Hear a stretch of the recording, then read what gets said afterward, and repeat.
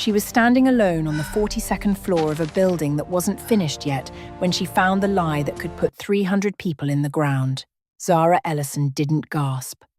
She didn't reach for her phone. She just stood there in the concrete dust with her flashlight steady and her heart going very loud, because she had learned the hard way exactly what happens to a woman who finds a lie this size and who's left holding it when it finally comes out. That was the thing about Zara. She could read a building the way other people read faces.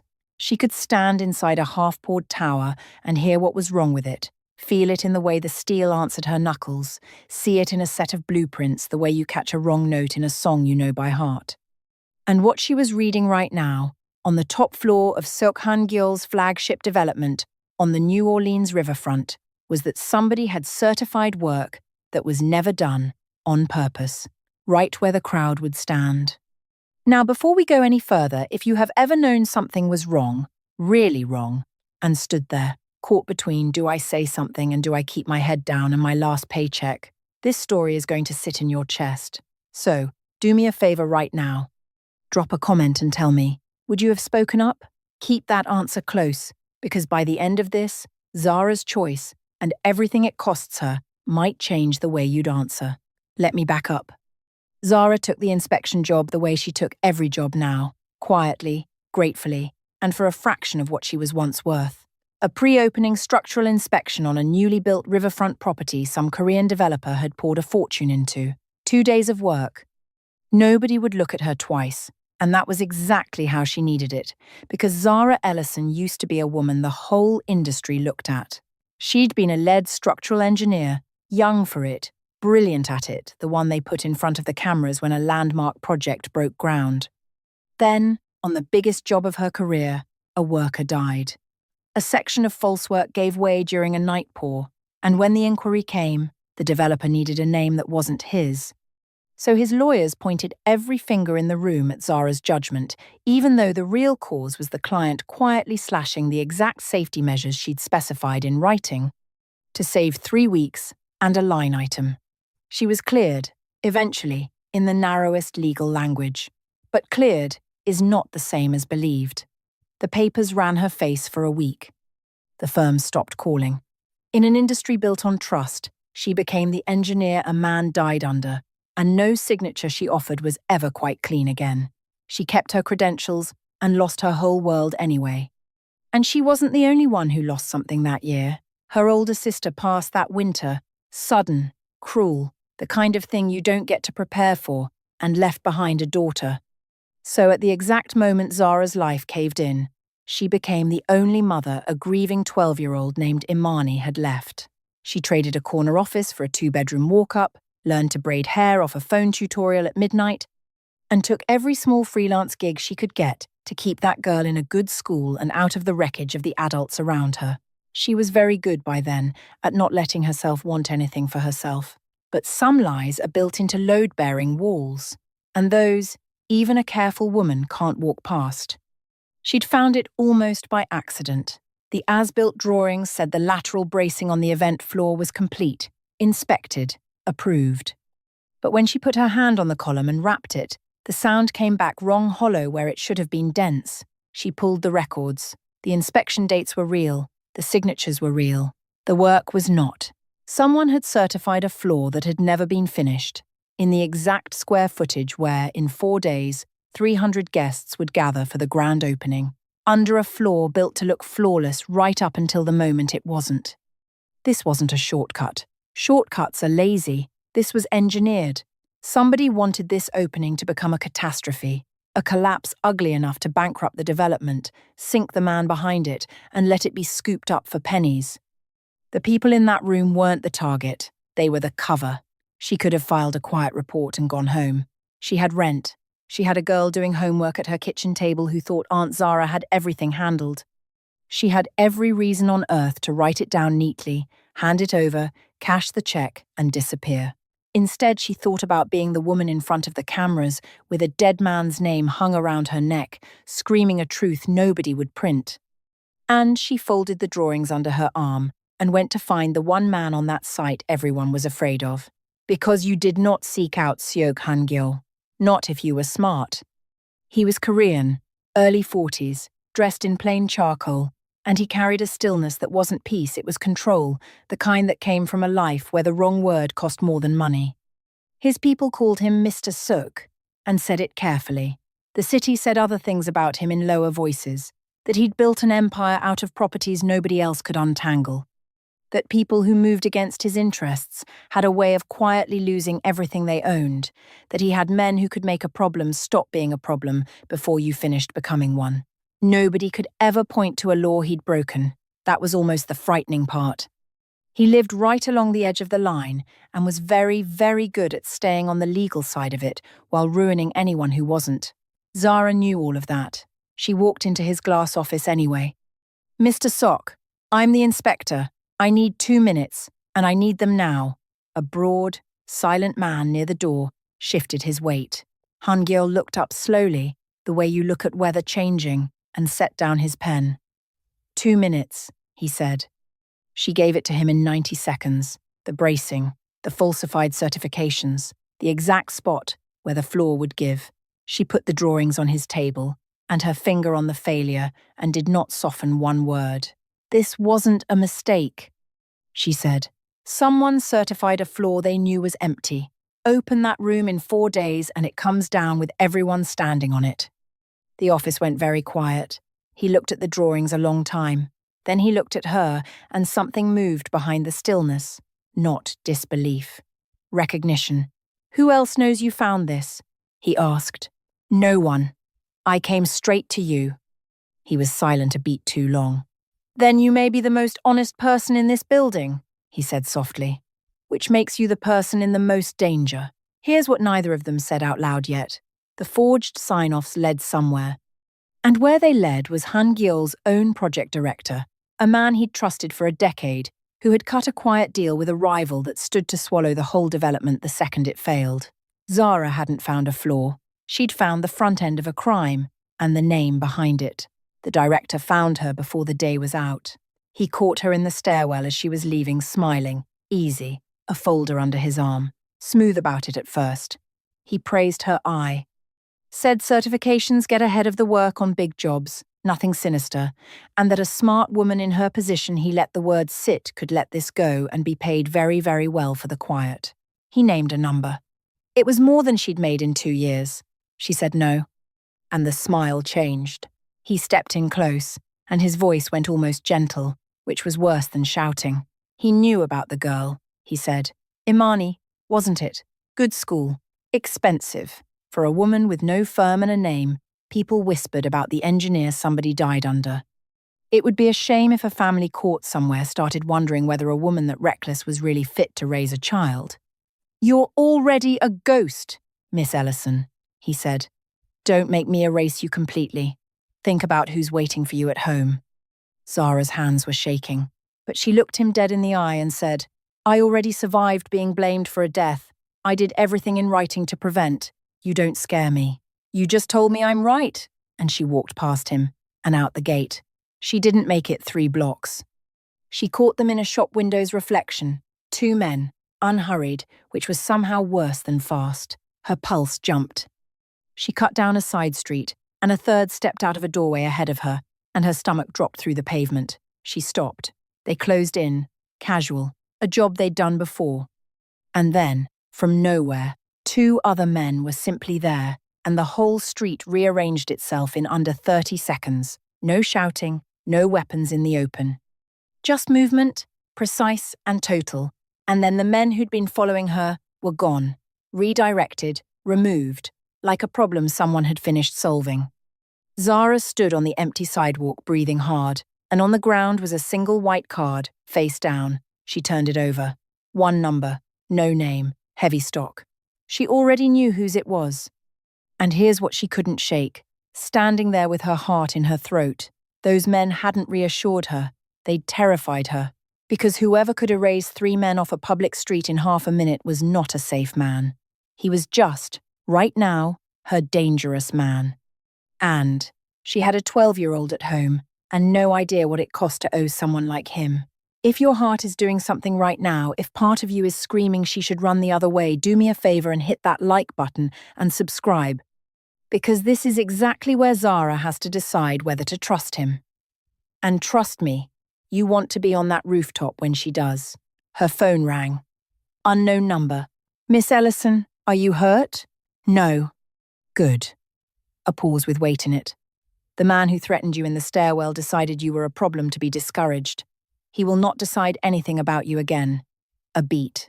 I did not have people watching you. I had people near you. There is a difference. Is there? Her voice wasn't as steady as she wanted. Because from where I'm standing, you just made 3 men vanish, and I'm supposed to feel safe. I have a kid at home. A silence. Then, quieter than before. I know, Imani. That is exactly why I need you to hear the difference. You're not supposed to feel safe. You're supposed to feel honest. I would rather you were afraid of me and telling the truth than comfortable and lying, and so, I think, would you. Another pause. Come to the building tomorrow night. The top floor. Come or don't. But if you come, you finally get to stop being a ghost. He didn't take her to an office. He didn't take her to a restaurant.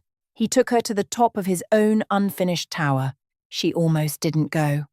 She sat in her car for 4 full minutes in front of that dark building, a woman with $200 to her name and a girl asleep at a neighbor's, no business meeting a man the whole city whispered about. Then she thought about the director's smile and the words, "Think about who's waiting for you at home," and something in her went from afraid to furious, and she got out. The broad man walked her up, 42 floors, then a last flight of raw stairs, and then the world opened. The top floor had no roof. It would, eventually, but tonight it was open to the whole New Orleans sky, the river a black ribbon of light below, the skyline glittering all around, warm, wet air moving through exposed steel. Someone had strung small lights along a beam. 1 table, 2 cups of tea. Han-gyeol stood when she reached the top of the stairs, actually stood, a man like him, for a blacklisted inspector, and gestured to the chair across from him. "You could have met me anywhere," she said. "This is the only place I own that isn't finished," he said. "Nothing to hide behind up here.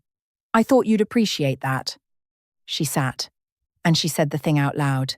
"I know what you are. Some of what you do is legal. Some of it, I don't think is. And I watched you erase 3 men without touching a phone. So before you offer me anything, tell me why I should trust you with my life. Because it's not just mine anymore." He didn't flinch. That was the thing that undid her, a little. He didn't perform innocence. "You shouldn't, easily." He said, "I've done things to protect what's mine that I won't insult you by pretending we're gentle. Everything I do stays inside the law. That doesn't make all of it kind, and I won't lie to you about it. Because you'd know, and because you're the first person in a long time who told me the truth when it would have been safer to take the money and go quiet." He set down his tea. "I'm not asking you to trust what I am. I'm asking you to trust the one thing I need from you that no one in my life will give me. Your honesty, even when it's about me. Especially then." He knew her whole story, the false work, the man who died, the developer who cut her specs and let her take the fall, the sister, the girl. "You've been surviving," he said, not unkindly, "when you should have been building. Is there a point coming?" "Yes, I want you as my consultant. Every project, every structure that carries my name. You inspect, you certify. You tell me the truth, especially when it costs me. That's the whole job." He held her gaze. "And if you ever find something wrong at one of my sites, including something wrong with me, you say it to my face, the way you did today. On my terms," she said slowly. "I don't touch the part of your world that isn't clean. I don't see it. I don't sign it. I don't bring it anywhere near that girl." Agreed. And that word, on his mouth, sounded like it meant more than a contract. The wind came off the river, and she shivered, and without a word he set his coat around her shoulders, and neither of them said anything about it at all. What followed were weeks she didn't have language for. It wasn't the danger. She'd braced for the danger. It was the small things. The way he stood every single time she entered a room. The way he learned exactly how she took her coffee black, no sugar, too hot, and never mentioned it, just made sure it was there, correct, waiting. The way he listened when she walked him through a load path, with his whole self, like her words were the most important thing in the room, because to him they seemed to be. The way he said her name, Zara, careful and deliberate, like he'd been holding it and deciding whether to let it go. And the sights. That became their thing, though neither of them named it. Late at night, when the crews were gone, he'd walk his half-built towers with her, and she'd teach him to read them the way she did put his hand flat on a beam. Tell him what the concrete was saying, show him the difference between a building that was honest and one that was hiding something. He was a man who trusted almost no one and understood almost everything. And here was a language he didn't have, and she was handing it to him piece by piece under work lights and open sky. She caught him watching her once, when he thought she was reading a drawing, and he didn't look away fast enough, and something in her chest turned over and refused to turn back. But she never forgot what he was, and she got to see it. Once, up close. Because Han-gyul didn't make the director disappear, he did something colder. He took every falsified page she'd documented dates, forged signatures, the whole trail, and brought it, methodically, to federal investigators, and made sure the man knew, first, exactly who had ended him, and that there was nowhere left to run. Zara sat across from those investigators, and walked them through the structure beam by beam, and her testimony was the spine of the case. The director was arrested at the site, on camera, charged with fraud, falsifying safety records, and reckless endangerment, real handcuffs, a real paper trail no money could dissolve. The rival who'd bankrolled him went down beside him. Zara watched Han-gyul watch it happen, and there was no cruelty on his face, and no mercy either, just a cold, patient finality that frightened her even as it saved 300 lives. This is who he is, she thought, and he told me so. Somehow the honesty of it steadied her, more than kindness would have. The building was made safe, properly, floor by floor. The opening happened 4 weeks late, honestly, on a floor that could hold the whole world. And once the investigators started pulling threads, an older one came loose. The same forensic accountants who mapped the director's fraud found the paper trail from her old project still sitting in an archive, the change orders, where the developer had personally struck her safety measures the week. Before the false work failed, the memo where she'd warned them in writing and been overruled, Han-gyul had quietly pointed them at it. The man who'd let her take the blame for a death he caused was charged. And in an industry that had spent years whispering that Zara Ellison was the engineer somebody died under, the record finally, publicly, said otherwise. The phone that had gone silent would not stop ringing. She read the findings standing under a magnolia outside the review board and had to sit down on a bench because her legs stopped agreeing to hold her. On opening night, the building she'd saved was full of light and people, and Imani was there, 15 now, in a dress she'd picked herself, informing a very serious man in a suit that her aunt had personally kept the whole building from falling down, which wasn't quite true and was the truest thing in the room. Zara watched Han-gyul crouch down to the girl's eye level to answer her questions about the beams, as if they were the most important questions he'd been asked all year, and that, more than anything he'd ever said to her, was the moment Zara stopped pretending she didn't feel it. When the speeches ended and the crowd thinned, the broad man appeared at her elbow with her coat. Mr. Soak would like a moment. On the roof had a floor now. But they'd left one section open, on purpose, to the sky. He was standing at the edge. He turned, and he stood, of course he stood, and reached into his jacket and held out a small cream envelope with her name on it in that precise handwriting. What is this? Something I should have said the first night. I didn't have the words in English then. I'm not sure I have them now. She opened it. One card. 4 words. In Korean. She read them slowly, and everything she'd spent years refusing to want came undone in about 4 seconds because she understood them perfectly, and they weren't about buildings at all. You can't write things like this, she said softly. Not to me. I know. And the armor was gone. Just a man on a rooftop who'd used his own language because hers didn't hold what he needed to say. I've stood in every kind of dangerous room there is, he said. Rooms with lawyers. Rooms with worse. I have never once been as afraid as I am right now, waiting to see what you do with 4 words. The river moved below, the city glittered. The warm wind came up off the water, and this time she didn't shiver. "Han," she said his name, the first time, and watched him hear it. She stepped in close, and she didn't hand the card back. She put it in her pocket, against her heart, and rested her hand flat on his chest where his own heart was going far too fast for a man that's still, and said, "I know exactly what you are. You told me the truth about it, which is more than any safe man ever did for me. I'm not afraid of you." A breath. "I'm just done being afraid," quietly. He laughed, a real one, startled out of him, the most honest thing she'd ever seen on his face, and then he stopped laughing, and he kissed her. Under the open piece of sky he'd saved on purpose, on the roof of a building she'd kept from falling, in a city that had taken everything from her, and then, slowly, handed it all back. She got her name back. She got her whole self back, the engineer, not the ghost. And she got a strange, patient, dangerous man who was only ever gentle with her and who cleared his impossible calendar every Sunday because that was the day Imani had decided he was going to learn to cook something that wasn't takeout. He was terrible at it. He kept showing up anyway.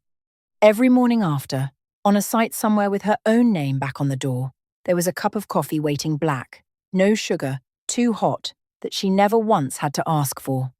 The woman who read the blueprints had spent years reading everyone's buildings but her own life. In the end, she built the one thing she never thought she'd get to build again, on honest ground. With a dangerous man, and a girl who called her home, and a truth that finally stood up under its own weight. So tell me down in the comments, what do you think those 4 Korean words said? Best answer gets pinned. And be honest with me, knowing everything Han is, would you have trusted him? If Zara's courage got you in the chest, smash that like button, subscribe, and turn on the bell. I post a brand new story every single week, and the one dropping next has a secret in it you will not see coming. Don't miss it. I'll see you there. The end.